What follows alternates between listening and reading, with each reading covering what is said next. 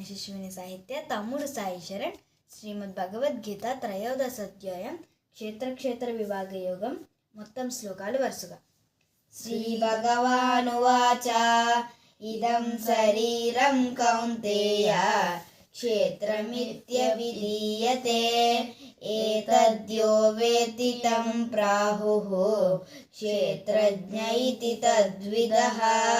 క్షేత్రజ్ఞం చాపి మాం విద్ధి సర్వక్షేత్రేషు భారత. క్షేత్రజ్ఞయో జ్ఞానం యజ్ఞానం మతమం మమ. తక్షేత్రం యచ్చ యాదృక్ష యద్వికారయతచ్చ యత్ స చ యో యత్ప్రభావచ్చ తత్సమాసేన మే శృణు. ఋషిభిర్బహుధా గీతం ఛందోభిర్వివిధైః పృథక్ బ్రహ్మసూత్రపदैश्चैव हेतुमद्भिर्विनिश्चितः. महाभूतान्यहङ्कारः बुद्धिरव्यक्तमेव च इन्द्रियाणि दशैकञ्च पञ्चचेन्द्रियगोचरः. इच्छा द्वेषः सुखं दुःखं संगासच्चेतना धृतिः. एतत् क्षेत्रं समासेन सविकारमुदाहृतम्.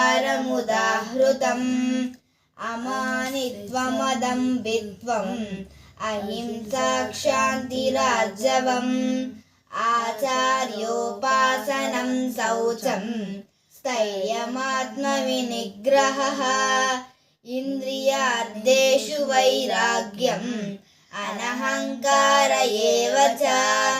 जन्म मृत्यु जरा व्याधि दुःखदोषानुदर्शनम्. आसक्तिरनभिष्वङ्गः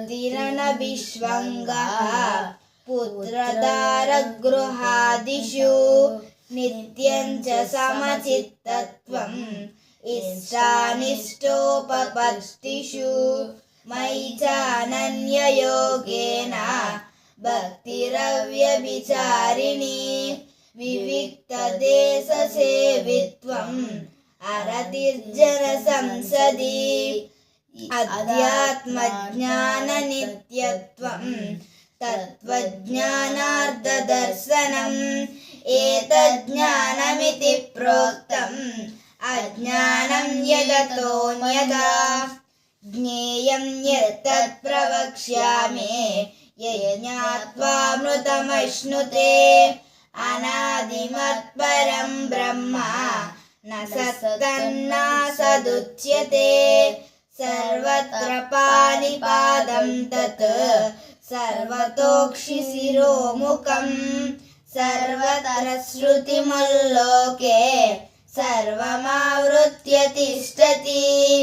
सर्वेन्द्रियगुणाभासं सर्वेन्द्रियविवर्जितम् असक्तं सर्वभृच्चैव निर्गुणं गुणभोक्तृ च.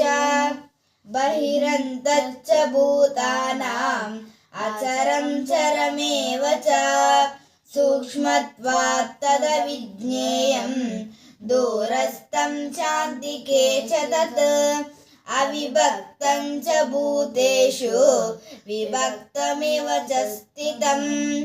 भूतभर्तृ च तज्ज्ञेयं ग्रसिष्णुप्रभविष्णु च. ज्योतिषामपि तज्ज्योतिः तमसः परमच्युते. ज्ञानं ज्ञेयं ज्ञानगम्यं हृदि सर्वस्य विष्ठितम्. इति क्षेत्रं तदा ज्ञानं ज्ञेयं चोक्तं समासतः. मद्भक्त एतद्विज्ञाय मद्भावो योपपद्यते. प्रकृतिं पुरुषं चैव विद्यनादि उभावपि. विकारांच गुणांचैव विधि प्रकृति संभवान्. कार्यकरणकर्तृत्वे हेतु प्रकृतिरुच्यते.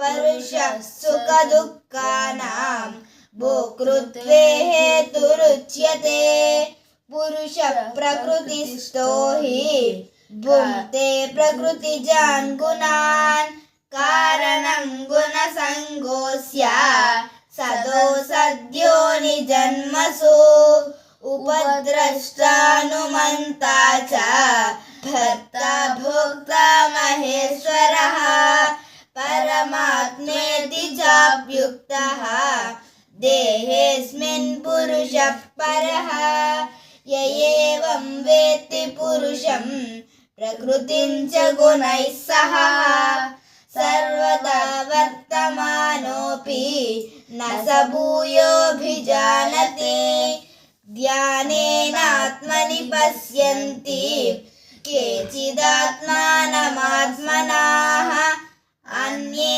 साङ्ख्येन योगेन कर्मयोगेन चापरे अन्ये त्वेवमजानन्तः श्रुत्वा नेभ्य उपासते तेऽपि चातितरन्त्येव मृत्युं श्रुतिपरायणाः यावत् संजायते किञ्चित् सत्त्वं स्थावरजङ्गमम् क्षेत्रक्षेत्रज्ञसंयोगात् तद्विद्धि भरतर्षभ समं सर्वेषु भूतेषु तिष्ठन्ति परमेश्वरं विनश्यत्स्य विनश्यन्तं यः पश्यति स पश्यति समं पश्यन् हि सर्वत्र समवस्थितमीश्वरं न हि स्यात्मनमात्मानं ततो याति परां गतिं प्रकृत्येव च कर्माणि क्रियमाणानि सर्वशः यः पश्यति तदात्मानम् अकर्तारं स पश्यति यदा भूतपृथग्भावम् एकस्तमनुपश्यति तत एव च विस्तारं ब्रह्म सम्पद्यते तदा अनादित्वान् निर्गुणत्वात् परमात्मायमव्ययः शरीरस्थोऽपि कौन्तेय न करोति न लिप्यते यदा सर्वगतं सौक्ष्म्यात् आकाशं नोपलिप्यते सर्वत्रावस्थितो देहे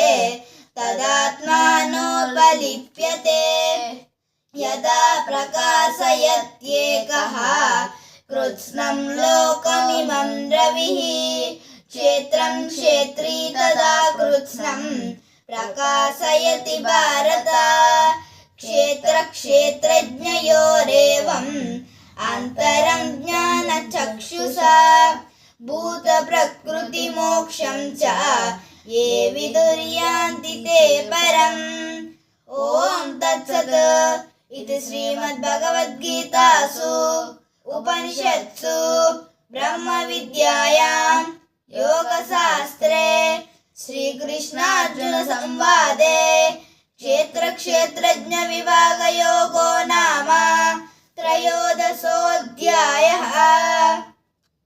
హాయ్ ఫ్రెండ్స్, నేను యశస్విని సాహిత్య. ఈ వీడియో మీకు నచ్చినట్లయితే లైక్ చేయండి, కామెంట్ చేయండి, ఆసక్తి ఉన్నవారికి షేర్ చేయండి. ఇప్పటి వరకు సబ్స్క్రైబ్ చేసుకుని వారు ఎవరైనా ఉన్నట్లయితే దయచేసి సబ్స్క్రైబ్ చేసుకోగలరు. ఓం శ్రీకృష్ణ పరబ్రహ్మణే నమః.